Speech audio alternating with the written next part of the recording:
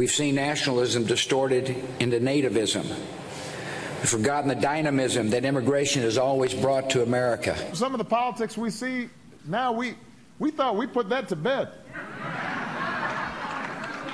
I mean, that's folks looking 50 years back. It's the 21st century, not the 19th century. All right, former Presidents Bush and Obama seem to be taking not-so-veiled jabs at President Trump without ever mentioning his name. But should they have just avoided all doubt and mentioned his name rather than be so obsequious about it? Wall Street Journal's Shelby Holliday, my audio wingman, Dion Baya, Internet radio sensation Mike Gunzelman, we call him Guns, and Miss America 2008, Kirsten Hagelin. All right, Guns, just say it. Right. I think I don't like this whole shade thing. If you're going to do it, man up, absolutely say it, especially since, there's been, through history, we know that former presidents don't really go after current presidents too much. If they're going to take these attacks at them, then just man up and say it. Come on now. It seems like it's not like a David Lynch film. We knew kind of what they were implying. It wasn't like, so I kind of feel like people knew what they were both like. Right. You know what I mean? So they knew. But I would also add that, at least for President Bush, he was talking more broadly about these protectionist movements.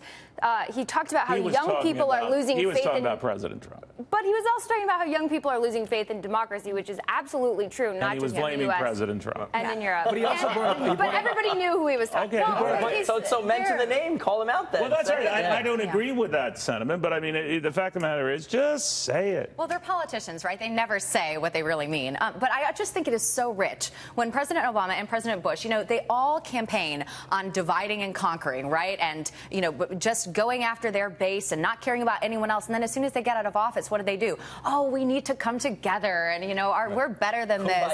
It's like... And by the way, during the Obama administration, there was a lot of division. During the Bush administration with the war, there was a lot of division. So this just didn't pop up out of nowhere. I think they just don't want to be tweeted at. That's probably why they didn't say his name. Some of the talking points about Bush talking about isolationism, that's a reoccurring theme in America.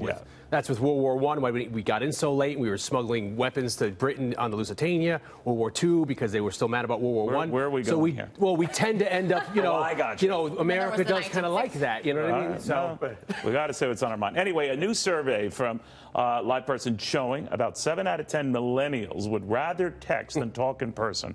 Kirsten, doesn't surprise me one bit. No, it doesn't. And it's interesting, actually. The generation under us, Gen Z, are even more attached to their phone. Gen Z, yes. We don't like that. No.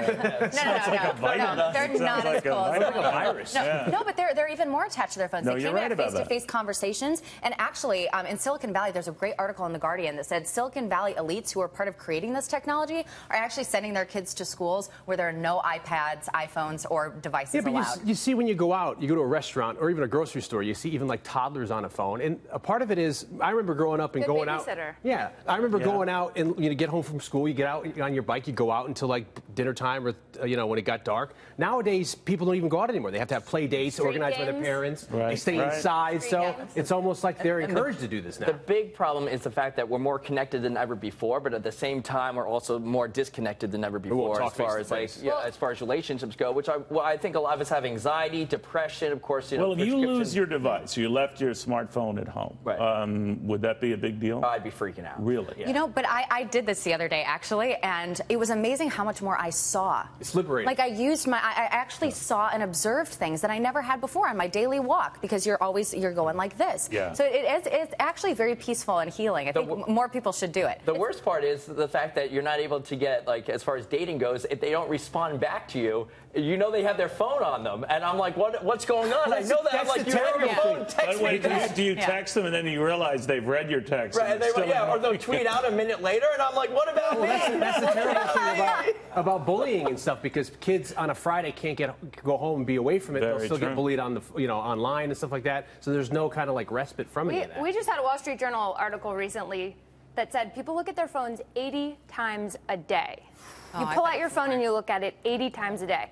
So not only are you dependent on it, but it also weakens your intellect, because you're relying on it to remember things, to remember how to spell, to research certain topics. I understand. So I guess I'm always texting you. I think we should go on more walks without our phones. I agree. Good idea. Yeah. Well, here's something. I don't know whether it's going to get your goat here, but one school is canceling its Halloween parade, changing the name of the holiday to Black and Orange Spirit Day, Boo. So But look at this. It's not going over too well.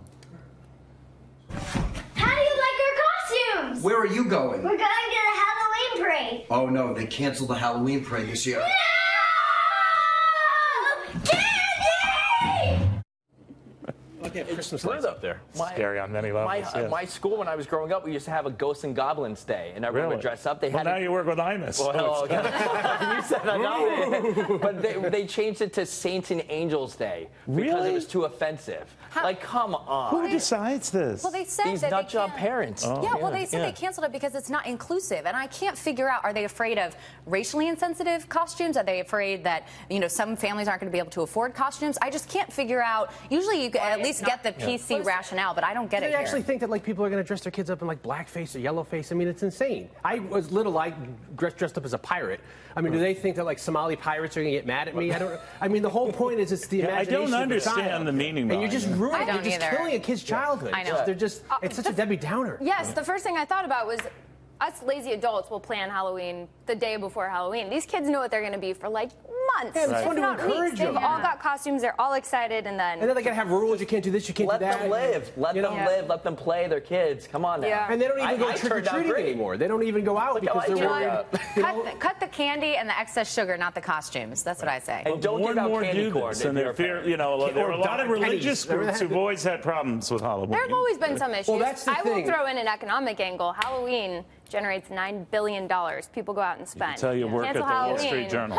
Dun dun dun. By the way, real quick, when I have you here, the markets have been racing to records. Do young people, I assume all of you are invested, but do young people then say, hey, I want in on this? Cash. Are your friends saying that? Cash. Yeah, no. If we had the money now, now, we're not Yes. I don't even know what money looks like. Young people We're just hoard trying to cash. survive. Really? Yeah, we're trying to No, survive. they do Yeah. YOLO. They go on these YOLO events, spend money on concerts, spend money on trips. Live your But best this life year- now. Tempted, they look at this, hey, gosh, I've been avoiding this, but boy, I don't want to avoid it. We don't have any money. Yeah, to we don't invest have with. anything to do Maybe because anyway. you're spending it on all these. Hey, you got to live, right? And then why enter the market in a Well, you on look a at high all market? it all adds up. You have a cell phone bill, you have a car payment, you have your He kids, won't even leave his home with us. You have alcohol. And student loan debt. Student You can't loan debt. underestimate Alcohol. student loan Buy debt. me a river. Alcohol. Yeah.